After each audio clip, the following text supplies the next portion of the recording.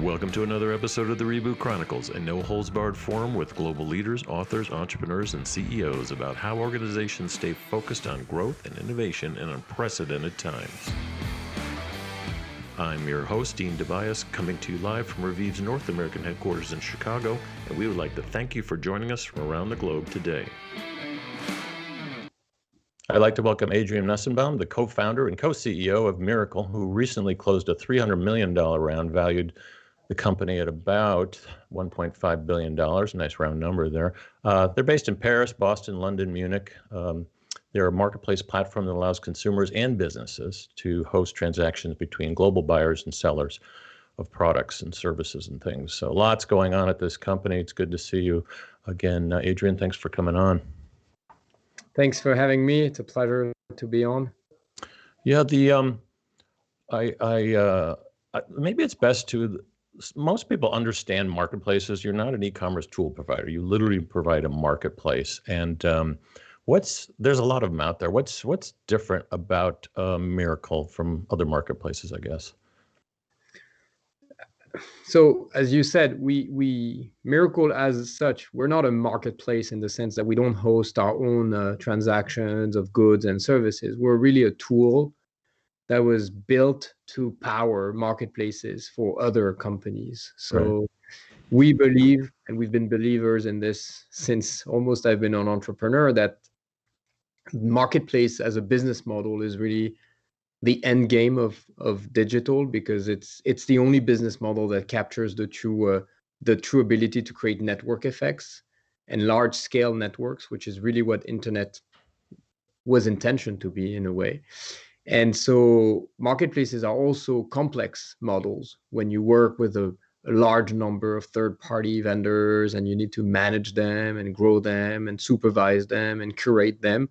And with our expertise, prior expertise in marketplace, we've captured that know-how from a technical and business standpoint, and we've packaged it in a solution. And so Mirakl is different in the sense that it's really the company that's allowing every business out there who's not Amazon or Alibaba, like one of those few digital giants ruling the world, we're allowing those businesses to fight back and compete and continue to thrive. And that's kind of our mission.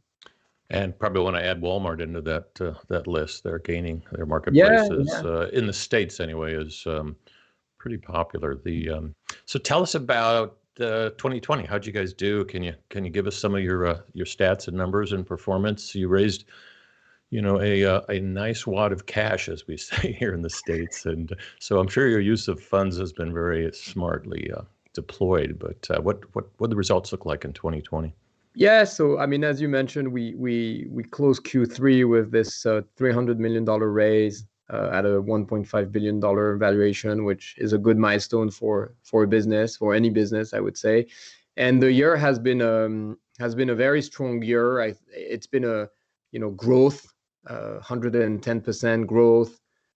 We've topped above $3.1 billion in gross merchandise value throughout our live clients. But beyond that, I think it's been a year where, as we've talked zillions of times about the impact of COVID, so I'm not just going to talk about it again. But from our angle, we've spent the last 8 years building Mirakl, explaining businesses who often have a hard time changing, transforming themselves because it's difficult. Right. To do that. We've been telling them, you need to embrace new business models, marketplace being one of them. It's a natural evolution of who you are. It's bringing resilience. It's bringing more customer engagement. It's bringing more value to your clients. And 2020 has been the year that has proven that to the world through the growth of our customers, through the stories of our customers. We had so many clients, for example, in retail, who had to shut stores in March. And the only thing that kept them selling was the marketplace, where they had this, resiliency through a broad network of vendors that were on the marketplace, and they could have that, be independent from their own products.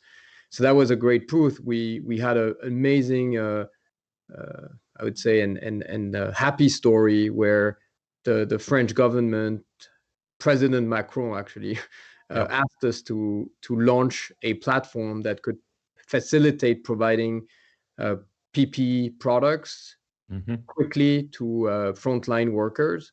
And in 48 hours, the Mirakl teams actually launched a marketplace ourselves. We did not provide the software to someone else. We decided let's use our tool and create a marketplace, which was called Stop COVID-19. And within blunt, very blunt name that works. Yeah, but imagine March 10th and March 15th you're live and you're selling first hundreds of thousands and then millions of gallons of gels and masks and gowns, and to that date it's still unfortunately up and running and working, but it's a great proof of how marketplaces are the most powerful business model, digital business model out there. Right. Speaking of lockdowns and restrictions, it looks like you're in your Boston office, and I see people walking around. So you're somewhat open. That's good. It's a good sign. We're restrictedly open. It's a health, mindful, employee protection, mindful, desperate resistance to keep the link between people going. We're a French company originally, and I came here 5 years ago. And when you want to build a software company in the US and you're not from the US, building a great team with a real culture was key in our success. And so for me, having people not see each other has really been devastating. I mean, and today I hug people. I mean, I shouldn't say that, but I socially distance hug people that I hadn't seen physically in 9 months. Yes. And it's horrible to live in that situation. I'm a hugger too. I get accused of all types of things, but it's like it's hard to. But I just took off the mask for the recording. I appreciate. So everyone know I'm not a mask anti-mask guy. No, I appreciate that. And your culture kind of calls for contact, interaction, like the marketplace. And some companies have done well with that. We've had a lot of CEOs on that have really managed through it well, because they were also very much a remote culture company. A lot of like a Salesforce.com, just to be clear. Most of their people were out in the field anyway. So it's interesting to see how you're responding, especially with multicultural, multi-geography. It's we've found that at Revieve to be an issue as well. And usually the people at the home office get the best treatment. And so hopefully we'll turn in the corner there. Let's dig into your numbers a little bit. Can we why did you choose to be both a B2B marketplace provider as well as consumer B2C, and what's the split look like there? So today the split is 65% of our business is driven by B2C companies. So our retail clients like Best Buy Canada, Carrefour, or J.Crew, Madewell, Express, and a lot of the top retailers we work for. And 35% of the business is coming from B2B organizations, and those really split between manufacturers. So we work with companies like Airbus, Toyota Material Handling, or Siemens, and HPE, and distributors, so wholesale distributors. So we have customers like UNFI, largest wholesale distributor of healthy organic food, $24 billion business in the US. And so we didn't really choose to go after B2B and B2C. We chose to go after organizations who have built great assets and have the potential and the need to evolve their business model, because the world around them is changing. The way their customers buy is changing. The way their partners sell is changing. And marketplace happens to be a great answer to tackling this evolution. So that's kind of how we've been going about this B2B, B2C versatility in our business go-to-market. And if you break down B2C, brands versus retailers, whatever, e-commerce providers, let's put those in another bucket. What's that look like? So today it's still highly skewed towards retailers, probably around 80%. But what's interesting is that the evolution of our customer base also reflects the evolution of e-commerce in general, where we see more and more brands, going the D2C route. Yes. And trying to figure out how they should do D2C. Is it under their own site? Is it by joining other marketplaces? We've seen Nike join Amazon and then leave Amazon, Adidas doing the same. Right. And I think there's like a, growing conscience from brands who are realizing that there is huge danger in letting Amazon thrive and dominating by having this attitude towards sellers where you could be high and suddenly at the bottom of the search, where Amazon Basics is learning from what sellers sell and then developing their own product. I mean, we've talked about, as amazing as this company is, there is a need for resistance, and there is a lot of backlash here in the States, as you know, living here. Your Boston accent gives it away, by the way, that you're in America. We talked about it on the show too. The pandemic made it even worse. So you're talking about Amazon kind of like doing the traditional retail model where, hey, we're going to do a lot of private labeling through our analytics. We can figure out what's going to sell. And so that's normal. A lot of retailers do the private labeling, typically with the same manufacturer that they're selling it, but with Amazon, not so much. So there's a lot of angst there. But then the pushback is getting worse because during pandemic in the States, at least, people have moved to two things: consolidated shopping, and they've gone with the big brands because a lot of the small guys were closed, obviously. So people like Amazon and Walmart and a few others will just keep throwing in there, have just grown more than they should have in 2020. And it's hard to see that turn around. There is a resistance that says, hey, you should buy local, you should do this, you should do that. But people, they're getting used to those two things, doing pickup at a Walmart and consolidated shopping, getting as much as they can at one place versus visiting a lot of stores, even from an e-commerce point of view. So it's a hard thing to turn around. I guess that's more commentary than anything else. But it brings up a great question with a client like Best Buy. They finally figured out they were one of the best e-commerce sites out there for maybe over a decade, right? And then marketplaces hit and everyone's like, hey, you can't just sell stuff on your own site or in your own store. You have to go where people are. So what does that mean? Because a lot of these brands, they're on Amazon, they're on Alibaba, they're on Walmart potentially, especially the mid-sized guys. What else should they be doing with companies like you? I mean, how many marketplaces should you be on for instance, for a Best Buy? I think it's I don't think it's so much how many, but it's which ones. I think that we see it from our customer base. We really work. If I focus on retail, because we're talking about retail, but sure. we work really for companies that go from digital native startups all the way to Kroger, largest retailer in America. Yep. And what's interesting is that largest grocer anyway. Yeah. Largest grocer. I mean, in terms of revenue made on the U.S. soil, but that's a. It's interesting to see how all of them are Mirakl clients.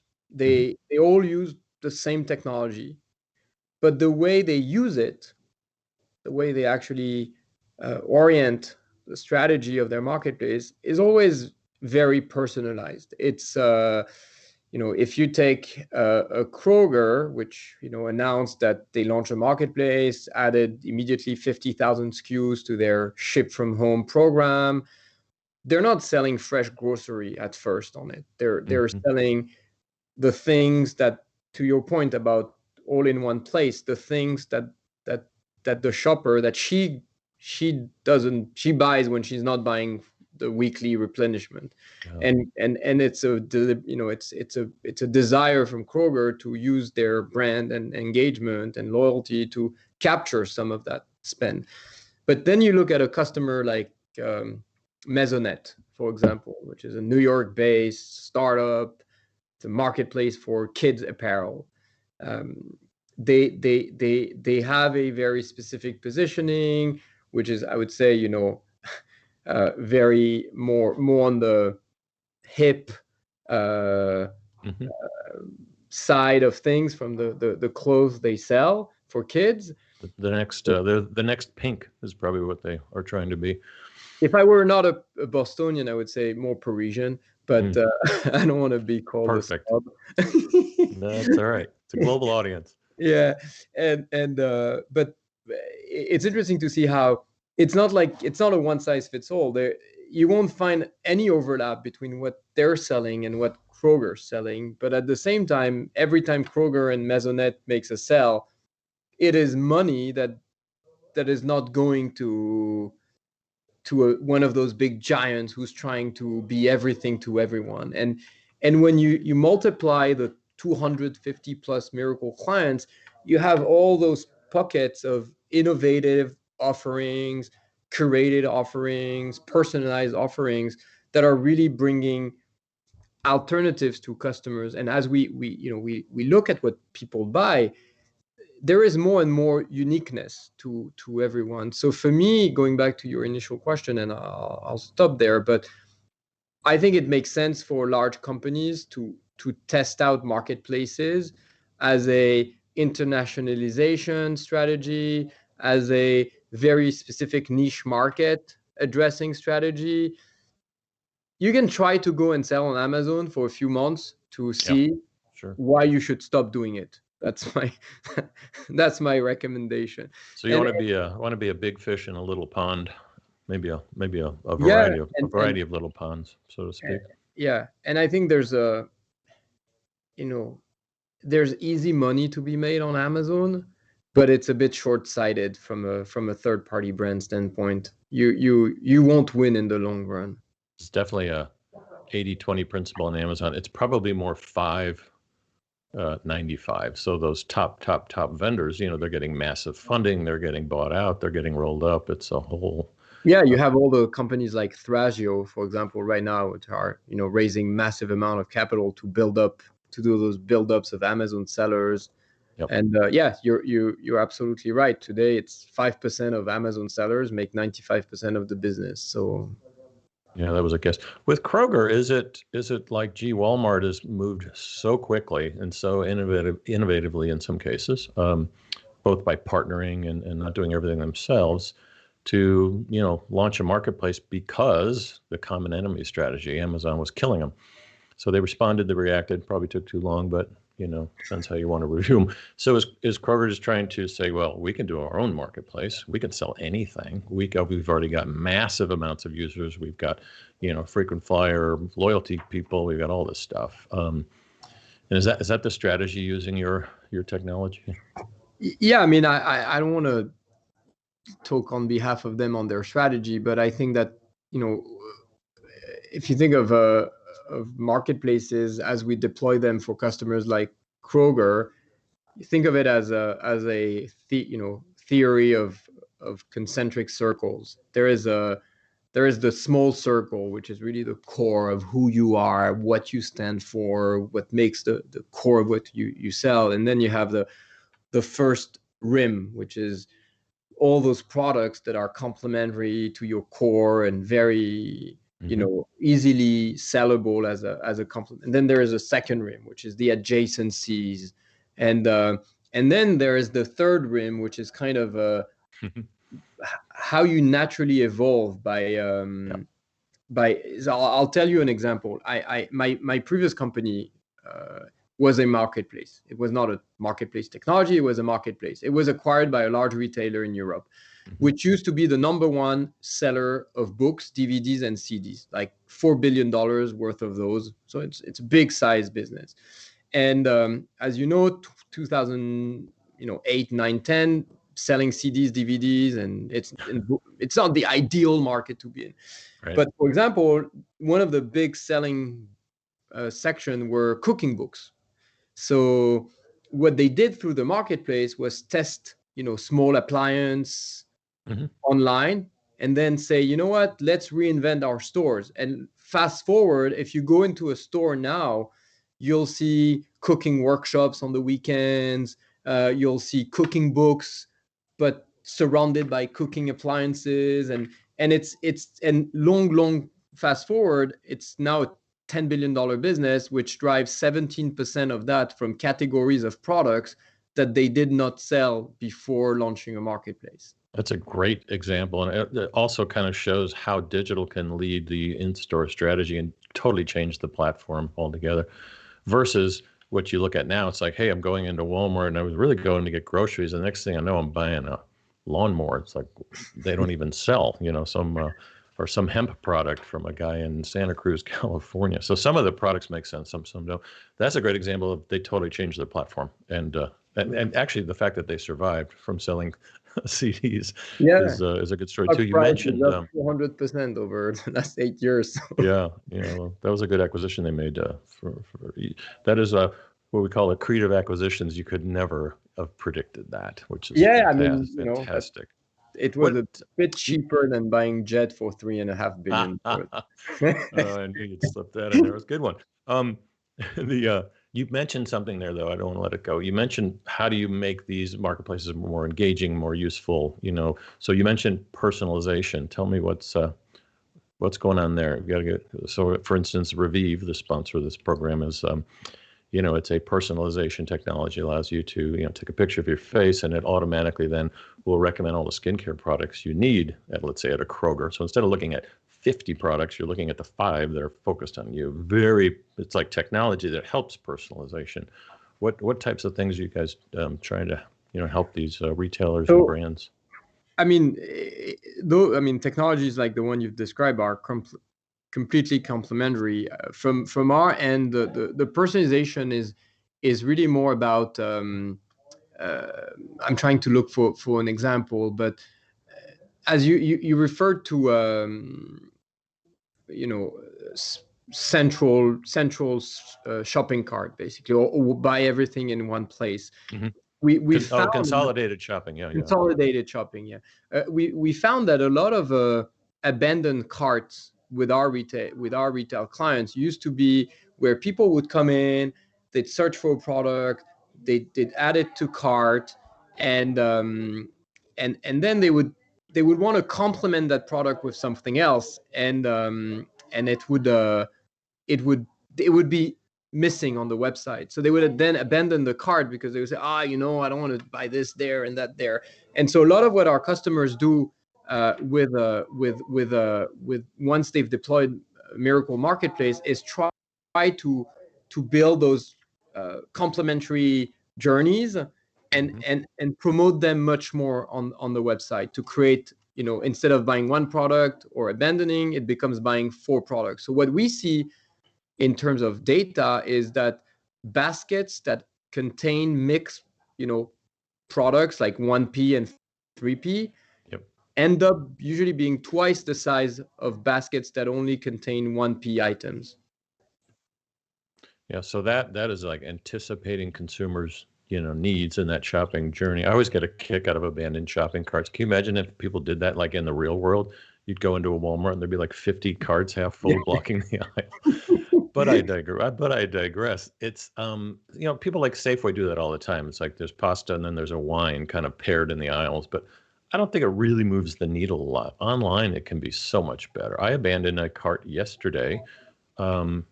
In Amazon, I even tried Walmart. Probably not on the right brands in the first place, but I was just trying to get a his and hers kind of outfits and things like that, and it was pathetic. And it immediately went to all of the marketplace vendors. So I tried to push, all the marketplace vendors that said, here's a his and hers shirt, and they were all full. And so I ended up abandoning and just having to go pick one here and one there. And that most consumers, I was on a mission. Most would not do that. They just leave, right? And kind of go back and start over someplace else. Does your technology on the personalization side, though, does it anticipate, does it help kind of that journey? Like you'll actually know what they're searching for, kind of like Amazon, and serve up something? Or is it more I have to type in what I need? Or it's kind of an AI question. It's the way we've built Mirakl is to really be a platform that complements the existing tech ecosystem out there. We really wanted to focus on the core hard marketplace related, workflows and functions and services, and not try to be redundant with things that are out there. So typically we don't have a personalization engine because there are Many out there numerous you can use, number sure. of great personalization solutions out there, but we're all API based, and I want to bore people with technology, and I'm just repeating things that I have no clue about what they mean myself. Yeah, you're losing the audience. but I mean, all things serious. Yeah. If you think of a Mirakl implementation, think of it as a platform which has a lot of arms attached to a lot of the tools that are out there in the stack, and that's how we operate. So that brings me to another question. How does a brand or a retailer, in some cases, decide whether they should be part of a marketplace or start their own marketplace?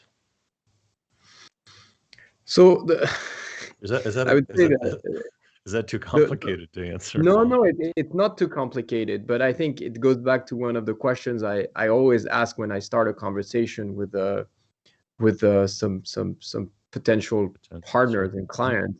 I usually tell them, like, close your eyes. Imagine 10 years from now, do you want to be a consolidator or do you want to be consolidated? And that's kind of kicking off the conversation.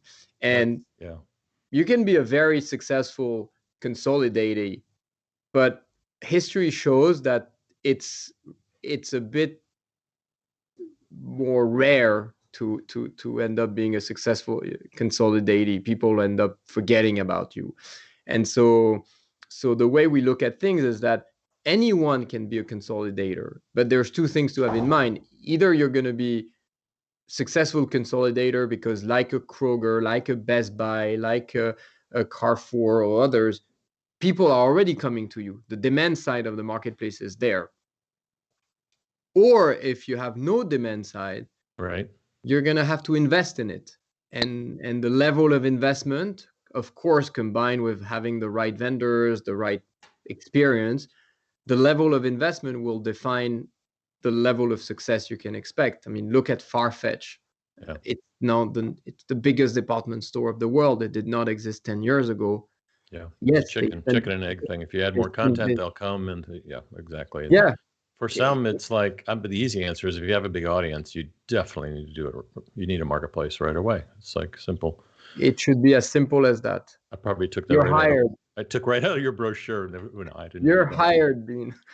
So, Adrien, I really want to thank you for being on the program. Maybe to close out, just maybe some personal stories about what you've struggled with Mirakl. It's a miracle you've got this far, right? For instance, you've got a co-founder that you've done started other businesses with, very similar to Revieve, the same two co-founders. You guys are co-CEOs. How does that work? Do you fight a lot, or? We're like Jekyll and Mr. Hyde. No, we actually we've been working together for 15 years. We had one fight. It was on day 2. Nice. And we had one moment of a slight hardship, which was when I left Paris to move to Boston in 2015. I realized that it was the first time in 10 years that we were not working face to face, sharing the same desk. Right. Exactly. And like little bird leaves the nest. When I came here in the US, I had to rebuild a company from scratch, and the first 2 years were really hard. Like everything doesn't work. Like prospects, it's slow. Recruiting is slow. Building a culture is hard. Understanding the differences is hard. Right. And you also feel that the mothership doesn't always understand or doesn't act like your mother would. Oh, my poor Adrien, it's gonna be fine. Of course not. No. The mothership, sometimes the mothership eats their young.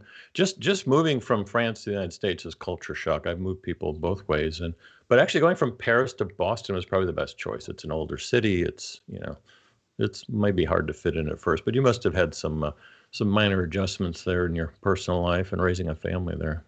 Yeah, I'm still struggling to say, park your car to Harvard Yard. That kind of.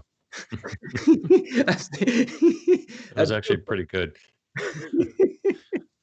So, any tips for some of the innovators out there about starting their own companies, getting on a marketplace? Anything that you want to part us with here? I think for me, I would probably end answering a question with one of our customer said recently on a public stand. He said, "If I'd known, I would have started 3 years earlier." Exactly. Yeah. Run fast, act bigger than you are, and change is hard, but delaying change is it will make things even harder in the long term. Yeah. Good advice. Well, thanks for coming on. You've been listening to Adrien Nussenbaum, who is the co-founder and co-CEO of Mirakl out of Boston and Paris. It's good to see you. Thanks for coming on. Thanks, everyone. Thanks, Dean.